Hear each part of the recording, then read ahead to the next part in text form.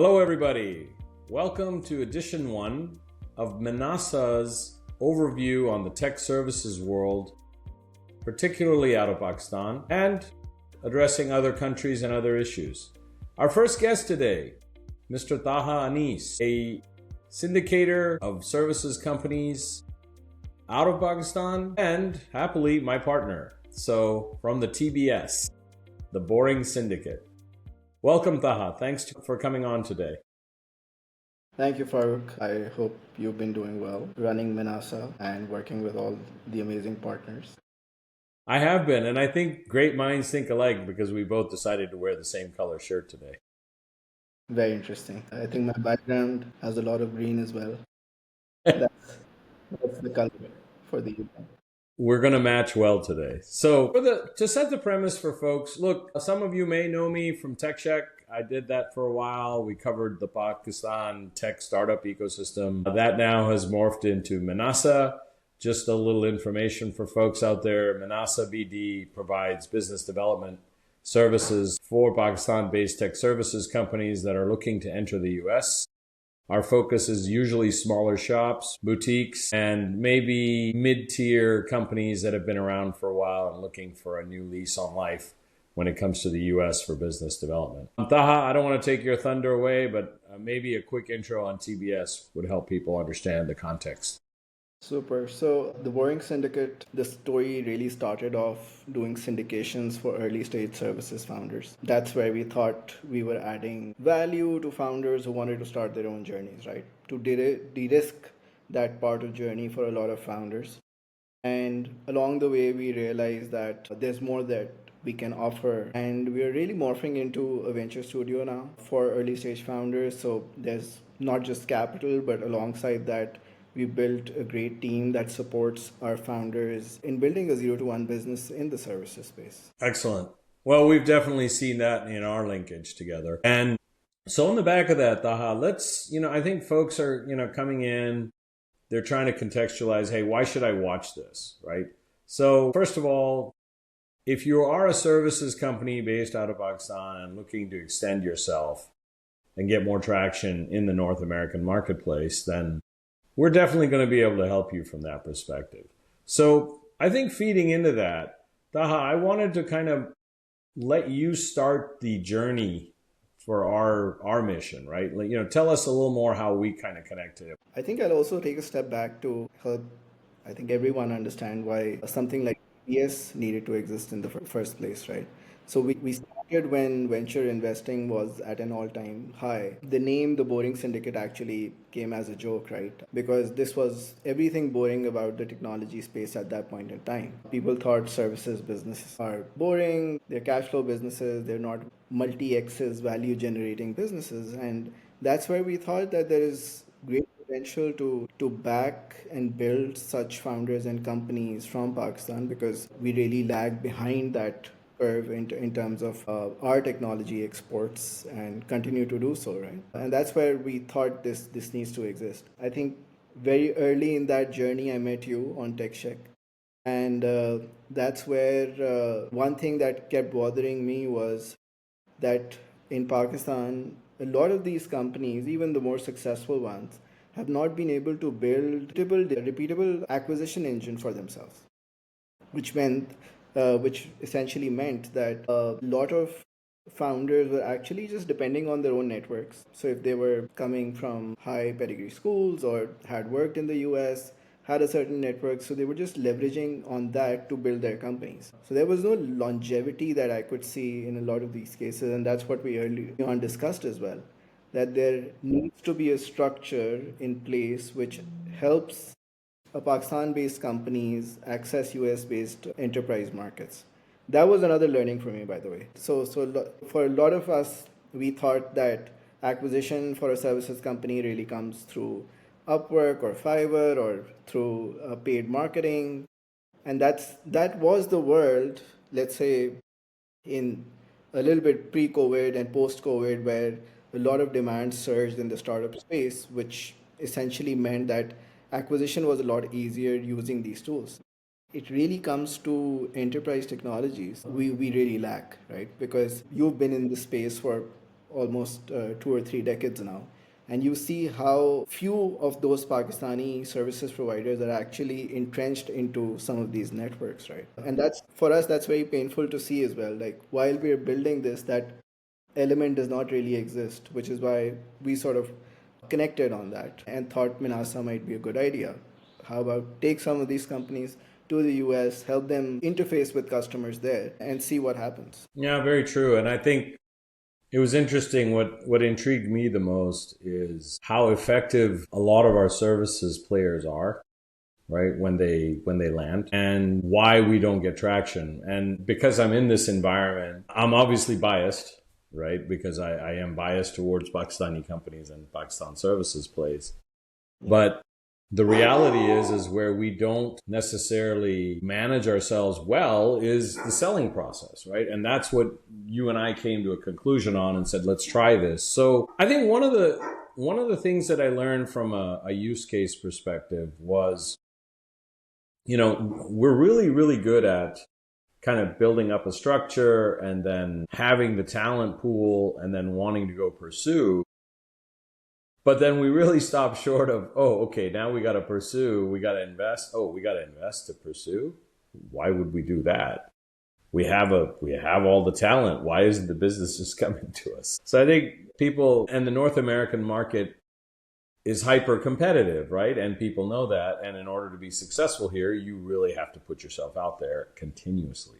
If we look at even some of our more successful services partners from across the border, we've seen they've done an extremely good job of kind of emulating that, figuring out how it works, and then inserting themselves into the system. So those are things that I think we need to continue to reflect on and get people to understand. What are your thoughts? I think 100%. Part of it was that the real boom in the Pakistan services space came after the financial crisis of 2008. And then there was a natural wave that everybody rode, and work essentially came to you because of that, because there was a lot of startup activity happening throughout the world. Venture money was pretty much free flowing.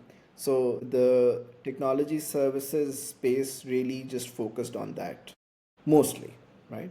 And then there was no need to actually look at the enterprise space at that point in time.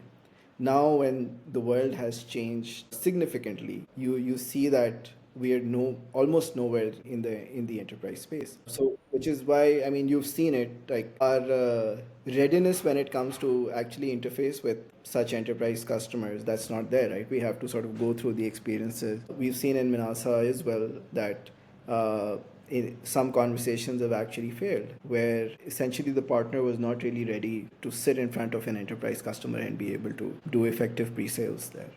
So I think that this is certainly a learning journey for everyone involved, that we will get there. I don't think I have any doubts on the capability part, as we said. So one thing that we've really figured out in the last decade or two is the delivery and the engineering part. So I think we've probably got the best talents that anyone could have, especially at the price point which we can offer.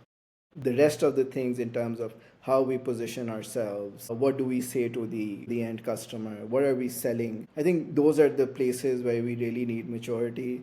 You and I continue to interact with services companies, founders, and you ask them the question, what do you do? And they're like, everything, right? And Sure. you know how difficult that thing is to sell in an environment like US, right? You've seen it. Would love to know your thoughts. I mean, you've been through the journey of interacting with so many customers, having different sets of expectations.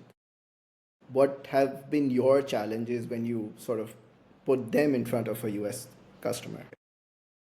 Yeah, great question. And so I would kind of stack rank this, right? Because what's interesting is each of these services partners that I'm working with today, in and of themselves, have a unique persona. And I'll give you, I guess I'll take two examples of two different companies. I won't name the companies, but so company A, a very strong founder, a very pre-sales oriented mindset, and a SME, right? Really understands his lane, what he can do well. And whenever I insert him into a customer situation, he's very good at understanding what the environment looks like, whether it's something for him or not.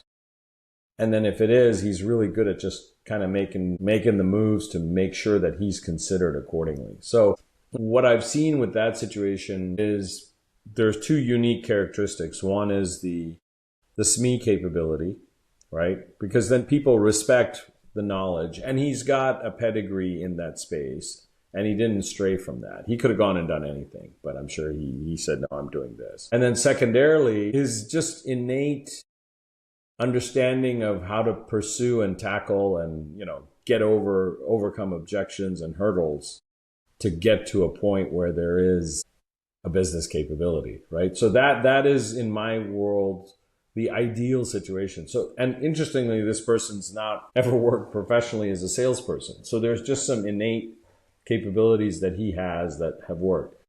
The other end of the spectrum is when people who have large teams are doing everything and feel like, well, we can do anything and everything.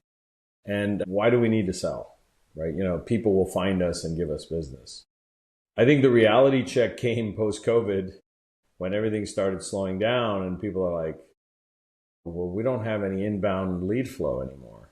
Yeah. Well, that's because there's many others that are chasing. There was a time where there wasn't enough capability to fulfill. Now it's the other way around. Yeah. And then they get a little short-sighted, right? Then they get transactional. They want to see something immediately, and what they don't realize is what they didn't do is invest when they needed to invest in themselves and in the market to build up a presence.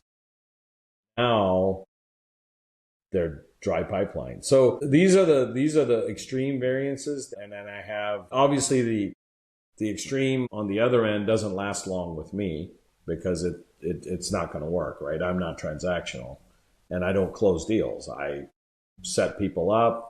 I insert them in a situation. I allow them to build and identify capabilities within an organization or with a partner and then close the deal. So unfortunately, the message to everybody is in Pakistan particularly is just like you invest in your resourcing and your capability, you got to invest in your frontage, right? In your sales footing and how you do it here. And where Menasa incepted, as you well know, was it's really expensive to do that. I get it, right? It's not cheap and there's no guarantees. So we figured out there's a formula we can apply to help people in a certain way, and it's cost effective.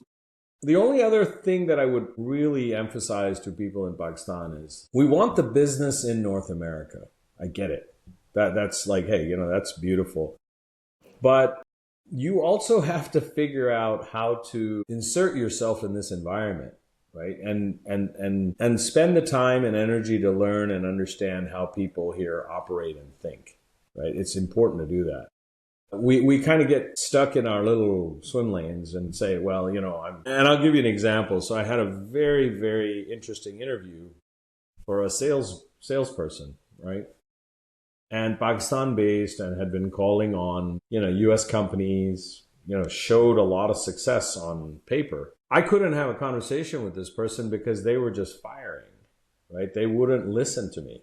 I asked them questions and all they did was fire technical details and this, that, and another. And it was like they were reading off of a sheet or something, So remember, the conversational layer and being able to build some type of personal connectivity is really important. Because I've seen in Pakistan, we tend not to do that. Unless we feel like, oh, there's something about this person that I really need. But you got to have that curiosity and that effectiveness with anybody you talk to, anybody that you connect with. That's one major gap that I've noticed in our situation. I think I would probably argue that the perception, let's say if I'm a founder based out of Pakistan, I would think that US is probably a very transactional place, right? And I mean, if I'm coming with that perspective, what would be your advice to me? Right? I've come into a conversation with Menasa. Nothing could happen because let's say I was too transactional. I was just saying a bunch of different things of what I do and not listening enough. And because of that, the conversation could not be carried further. Now, once you're having a conversation with me, what are the 3 or 4 things you're telling me I need to focus on for my next, let's say, conversation that I could potentially have in the US? Yeah. So it goes back to, so let me quantify this first. First of all, we are not selling some magical solution that nobody else has, right? Then you can be like, hey, you want to buy this? This is what it is. Take it or leave it, right? Yeah. We are commodity driven services providers. There's a lot of people doing what we do, right? So what separates you from everybody else? What's your unique selling proposition, right? And I think that starts with one, you need to be curious about what are you doing right now? How does that work? What are you happy with? What are you unhappy with? What's your end game? What are you trying to get to? Asking questions to understand and quantify where that person sits in that environment that they're in right now does another thing. It tells them that you're actually interested in what you want to help them fix. You're not just saying, I can fix this. Oh, you got a MERN stack problem. Here you go. I got MERN stack. I can give you guys for $3,000 a month, right? Whatever. So what the question should be is like, why are your outbound web facing capabilities not delivering value that you need? What do you think is happening there?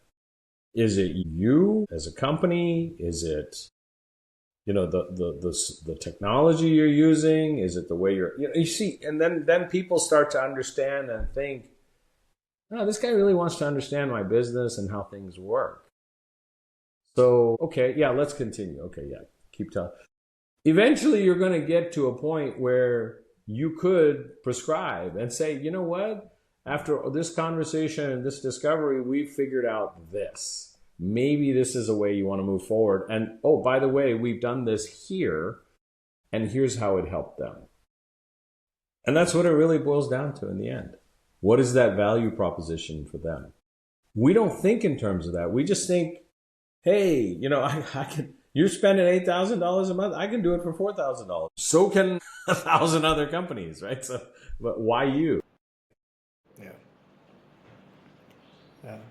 Oh, interesting. And I think what we've seen is, as you also mentioned, like reluctance to really invest in that piece, right? Again, it could be the exposure is not much because you've been using different channels to acquire customers. But when it really comes to the enterprise world, like we continue to talk about, let's say, someone doing the solutions architect work, right? Someone really connecting the work. And we've seen at Menasa as well, otherwise as well, I think the most successful founders in the services space are excellent pre-sales people. Mm-hmm. They might be terrible lead generators. They might not be so good at delivery, but when it comes to pre-sales, if they're very good at it, they will absolutely have success in the US. That's probably what I think I've seen, and you probably agree to it as well. Right? Yeah, I do. I do. And I think the other thing that we need to be really cognizant of is that, and I'm learning this through my Menasa journey, right, with you, is that a lot of times you got to invest in yourself. And that this is something I would leave with founders, right? That I'm sharing a methodology and a process that I've honed over 30 years. Now, that works for me. Doesn't necessarily mean it's going to work for you. So it's not copy paste, unfortunately, right? And that's the other thing I think we get caught up in is because as engineers or good software people, they think, I've seen a lot of times they can think creatively in terms of solving the problem, but the process is linear, right? And the selling process is never linear, right? Yeah. And so what you want to do is internally reflect on, how am I engaging with somebody? What are they perceiving of me? Do they feel like I'm bringing them value, right? Or am I not? Because sometimes, and we don't self-reflect enough, right? We got to do that. As a seller, like if I lose a deal, I'm going to spend some time understanding why I lost that deal, right? Was it me? Was it my company? Was it the tech stack? What are the things that didn't position me well? In a lot of cases, what it always boils down to is someone not believing in what your vision is versus what the other person painted. So that's a great way to kind of dissect things too. Just step back and say, okay, hey, I can't win every deal and I understand it, but next time I go into these deal, I'm going to be thinking about that. I'm going to ask that person up front, what's your vision? Where is this going to? What's the end state? And just some of the things they say and do and tell you, may give you clarity on whether there is something there or not for you. And you may not spend as much time on the wrong things, right? You may be really focused on, hey, you know what? I want to help you validate your vision, right? This vision is, I see it, I understand it, but did you think about this, this, and this? So you're creating that. So these are the mechanisms that I think people, founders particularly, when they approach a situation, need to think about. And I get it. You're running a business. You got hiring and firing and engineering and financial issues and all that. But man, end of the day, your business is going to be heavily dependent on how you show up in front of a customer situation. Interesting. I've got a trick question for you now. So, if I want to expand in the US or establish some sort of presence as far as my sales network is concerned, or expand my sales capability in the US, and I don't want to work with Menasa, what are my options? Yeah, sure. There's one that I've seen that tends to work is aligning yourself with somebody locally, right? Who understands your segment, your market space, and can coach and guide you on, hey, how these things work locally. I'm one person doing X. There's plenty of people doing it out there. That would be the first thing, is find that local person, capability, partner, someone to help you really understand the dynamics of working in this market. Secondarily, I feel like another important element is come yourself. Educate yourself. If you can afford to do it, come and spend the time in the market, network, meet people, connect. You know, really it's a ripple effect. You have to keep connecting. And I've met some partners in Pakistan who are, you know, they said, hey, yeah, Faruk, you know, yeah, we're good. I'm like, great. If you're doing it yourself, you're on the ground here, that's even better. Nothing speaks louder than you. But remember, be cognizant of who you're talking to and what you're positioning. That's always going to be an issue. And the other thing is, the reality is there's a lot of negativity framed around us, whether we like it or not. I'm not going to be unreal that there is that negative. So the way you want to lead, and this is the outcome that's been from my partners when I introduced them here, here's the reaction. These guys are from Pakistan? That's the reaction you're looking for, right? So people were like surprised. They're like, wow, this is really high caliber, top talent, top tier talent. Yeah, it exists. We got to work a little bit on the imaging side. So you need to keep proving that out. Unfortunately, we got to keep tipping that because we're starting in a bit of a negative situation. Yeah, interesting. Well, Taha, this has been great. I really enjoyed the conversation here. And for the audience out there, I hope we're trying to create a platform here, and we'd love to hear from you. So we're open to ideas and conversations. We'd love to talk to more founders, Menasa or non-Menasa, about their experiences. And the platform here that we're trying to create is more open dialogue. Because, folks, there's a lot of business here, and we've got much heavier competition from other places. So we should be thinking a little bit about how to pollinate better with each other, talk to each other, and help each other. And I think that's part of the mission here. So thanks for joining me today. And for the audience, please, let us know what you think. We'd like you to subscribe to this and share this along if you feel there's value for people. And like I said, we're very open to inputs on topic areas and things like that. Thank you very much. All right. Thank you.